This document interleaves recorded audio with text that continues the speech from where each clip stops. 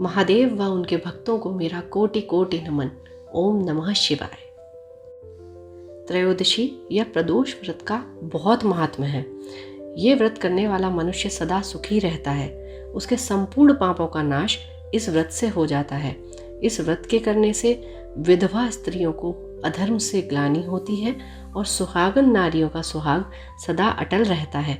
बंदी कारागार से मुक्त हो जाता है। जो स्त्री पुरुष जिस कामना को लेकर इस व्रत को करते हैं, उनकी सभी कामनाएं कैलाशपति महादेव पूरी करते हैं। सूत जी कहते हैं कि त्रयोदशी का व्रत करने वाले को 100 गौदान का फल प्राप्त होता है।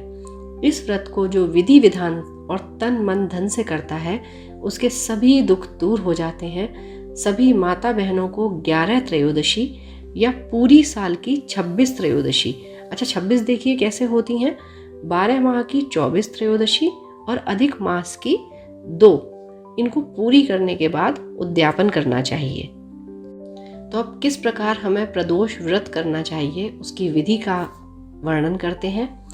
विधि विधान सहित त्रयोदशी व्रत करने वालों को सूर्योदय से प्रथम ही ब्रह्म मुहूर्त में उठकर नित्य कर्म से निवृत्त होकर शंकर भगवान का स्मरण करना चाहिए। व्रत वाले दिन भोजन ना करें। सायंकाल को जब सूर्यास्त में घंटा भर शेष रहे, वही काल प्रदोष काल होता है। तब स्नान आदि कर्मों से निवृत्त होकर श्वेत वस्त्र धारण करें। पूजन के स्थान को स्वच्छ जल से लीपकर मंडप को भली भांति सजाकर 5 रंगों को मिलाकर पद्म पुष्प की आकृति बनाएं, यानी कि कमल के पुष्प की आकृति बनाएं। कुशा के आसन पर पूर्व तथा उत्तर दिशा से विमुख होकर, यानी कि आपका मुख ना पूर्व में हो ना उत्तर में हो, विमुख होकर आप आसन पर बैठें और भगवान भोलेनाथ का पूजन करें। ओम नमः शिवाय इस मंत्र को पढ़कर जल चढ़ावें। ऋतुफल को प्रभु को अर्पण करें। भक्तजन ये ध्यान रखें कि सायंकाल के पश्चात और रात्रि आने से पूर्व दोनों के बीच का जो संध्या का समय है, वही समय प्रदोष काल होता है। त्रयोदशी के दिन जो भी वार पड़ता है, उसी वार को प्रदोष व्रत करना चाहिए। उसी वार के हिसाब से हमें प्रदोष की कथा पढ़नी चाहिए। जैसे अगर रविवार पड़ रहा है तो रवि प्रदोष, सोमवार पड़ रहा है तो सोम प्रदोष, इस प्रकार से आपके 7 कथाएं होती हैं और वार के हिसाब से प्रदोष की कथा पढ़ने से आपको अभीष्ट फल की प्राप्ति होती है। त्रयोदशी व्रत के उद्यापन की विधि समझते हैं। कार्य सिद्ध होने पर त्रयोदशी व्रत का उद्यापन करें। एक दिन पूर्व भगवान गणेश का पूजन करें। घर में अथवा मंदिर में नृत्य कीर्तन द्वारा रात्रि को जागरण करें। प्रातः होते ही स्नान आदि से निवृत्त हो रंगीन पद्म पुष्प रोली से मंडप बनाएं। उसमें प्रभु शिव और माँ पार्वती की प्रतिमा को स्थापित कर पूजन करें। हवन करते समय उमा सहित ओम नमः शिवाय मंत्र का 108 बार जप कर खीर की आहुति दें। हवन के बाद आरती व शांति पाठ करें तथा 2 ब्राह्मणों को भोजन कराकर दक्षिणा दें और उनसे यह आशीर्वाद लें कि आपका व्रत सफल हो। यह वचन दोनों पंडित कहें, ऐसा आप सुनिश्चित करें। जो स्त्री पुरुष इस विधि विधान से व्रत करके उद्यापन करते हैं, उनकी सभी मनोकामनाएं महादेव पूर्ण करते हैं और उन सभी स्त्री व पुरुषों को, भक्तजनों को मोक्ष की प्राप्ति होती है। ऐसा स्कंद पुराण में कहा गया है। तो सभी भक्तजन हमारे चैनल को सब्सक्राइब करें और बेल आइकन को ज़रूर प्रेस कर दें, जिससे आगे आने वाले नोटिफिकेशन आपको इजीली प्राप्त हो। और कमेंट बॉक्स में ओम नमः शिवाय ज़रूर लिखिएगा। तो आइए रवि प्रदोष व्रत की कथा को पढ़ते हैं। रवि त्रयोदशी प्रदोष व्रत कथा प्रथमो अध्याय। आयु बुद्धि आरोग्यता या चाहो संतान, शिव पूजन विधिवत करो दुख हरे भगवान।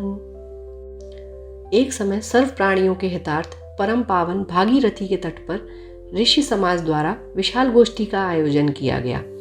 विज्ञ महर्षियों की एकत्रित सभा में व्यास जी के परम शिष्य पुराण वेता सूत जी महाराज हरि कीर्तन करते हुए पधारे। सूत जी को देखते ही शौनकादि 88,000 ऋषि मुनियों ने खड़े होकर दंडवत प्रणाम किया। महाज्ञानी सूत जी ने भक्ति भाव से ऋषियों को हृदय से लगाया और आशीर्वाद दिया। विद्वान ऋषिगण और सब शिष्य आसनों पर विराजमान हो गए। मुनिगण विनीत भाव से पूछने लगे, हे परम दयालु, कलिकाल में शंकर की भक्ति किस आराधना द्वारा उपलब्ध होगी, हम लोगों को बताने की कृपा करें महाराज, क्योंकि कलयुग के सर्व प्राणी पाप कर्म में रत रहकर वेद शास्त्रों से विमुख रहेंगे। दीन जन अनेकों संकटों से त्रस्त रहेंगे। हे मुनि श्रेष्ठ, कलिकाल में सत्कर्म की ओर किसी की रुचि न होगी। जब पुण्य क्षीण हो जाएंगे तो मनुष्य की बुद्धि असत कर्मों की ओर खुद ब खुद प्रेरित होगी, जिससे दुर्विचारी पुरुष वंश सहित समाप्त हो जाएंगे। इस अखिल भूमंडल पर जो मनुष्य ज्ञानी होकर ज्ञान की शिक्षा नहीं देता है नाथ, उस पर परम पिता परमेश्वर कभी प्रसन्न नहीं होते। हे महामुने, ऐसा कौन सा उत्तम व्रत है जिससे मनवांछित फल की प्राप्ति होती है? कृपा कर बतलाइए। ऐसा सुनकर दयालु हृदय श्री सूत जी कहने लगे कि हे श्रेष्ठ मुनियों तथा शौनक जी, आप धन्यवाद के पात्र हैं। आपके विचार सराहनीय एवं प्रशंसनीय हैं।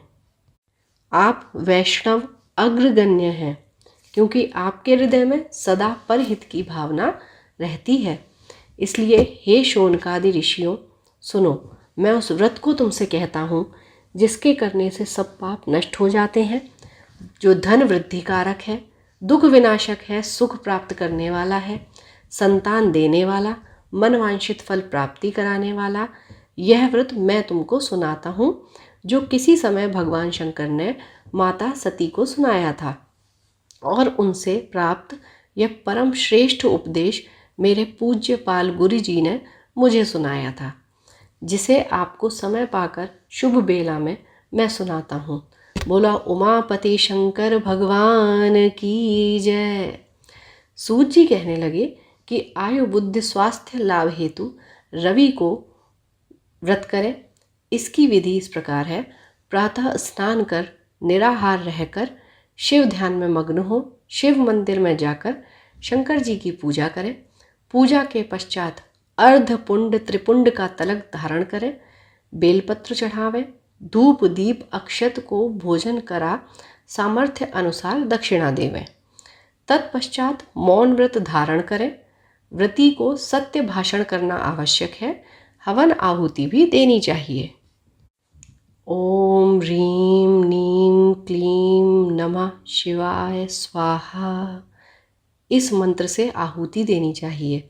इससे अभीष्ट फल की प्राप्ति होती है। व्रती पृथ्वी पर शयन करे, एक बार भोजन करे, इससे सर्व कार्य सिद्ध होते हैं। श्रावण मास में तो इसका विशेष महत्व है। यह सर्व सुख धन आरोग्यता देने वाला है। यह व्रत इन सब मनोरथों को पूर्ण करता है। हे ऋषिवरों, यह प्रदोष व्रत जो मैंने आपको बताया, किसी समय शंकर जी ने माता सती को और वेद व्यास मुनि ने मुझे सुनाया था। शौनकादि ऋषि बोले, हे पूज्यवर महावते, आपने यह व्रत परम गोपनीय मंगलप्रद कष्ट निवारक बतलाया है। कृपा यह बताने का कष्ट करें कि यह व्रत किसने किया और उसे क्या फल प्राप्त हुआ। श्री सूत जी बोले, हे विचारवान ज्ञानियों, आप शिव के परम भक्त हैं। आपकी भक्ति देखकर मैं व्रती पुरुषों की कथा कहता हूँ। एक ग्राम में अति दीन ब्राह्मण निवास करता था। उसकी साध्वी स्त्री प्रदोष व्रत किया करती थी। उसके घर एक ही पुत्र रत्न था। एक समय की बात है कि वह पुत्र गंगा स्नान करने के लिए गया।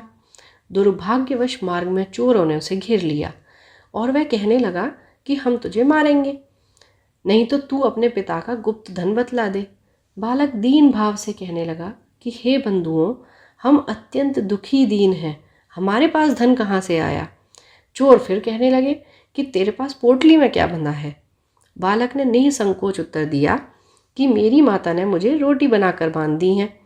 दूसरा चोर बोला कि भाई, यह तो अति दीन दुखी है, इसे छोड़िए। बालक इतनी बात सुनकर वहाँ से प्रस्थान करने लगा और एक नगर में पहुँचा। नगर के पास एक बरगद का पेड़ था। बालक वहाँ बैठ गया और थककर वृक्ष की छाया में सो गया। उस नगर के सिपाही चोरों की खोज कर रहे थे। खोज करते करते वे सिपाही उस बालक के पास आ पहुँचे और चोर समझकर उस बालक को राजा के समीप ले गए। राजा ने उसे कारावास की आज्ञा दे दी। उधर बालक की माँ भगवान शंकर जी का प्रदोष व्रत कर रही थी। उसी रात्रि राजा को स्वप्न होता है कि यह बालक चोर नहीं है, प्रातः छोड़ दो इसे, नहीं तो आपका सभी राज्य वैभव शीघ्र नष्ट हो जाएगा। रात्रि समाप्त होने पर राजा ने उस बालक से सारा वृतांत पूछा। बालक ने सारा वृतांत कह सुनाया। वृतांत सुन राजा ने सिपाही भेज बालक के माता पिता को भी बुलवा लिया। राजा ने उन्हें जब भयभीत देखा तो कहा, तुम भय मत करो, तुम्हारा बालक निर्दोष है। हम तुम्हारी दरिद्रता देखकर 5 गांव दान में देते हैं। शिव की दया से ब्राह्मण के यहाँ आनंद होने लगे। इस प्रकार जो भी कोई इस व्रत को करता है, सुनता है, उसे आनंद की प्राप्ति होती है। शौनकादि ऋषि बोले कि हे दयालु, आपकी अनंत कृपा है जो आपने हमें रवि त्रयोदशी की कथा को सुनाया।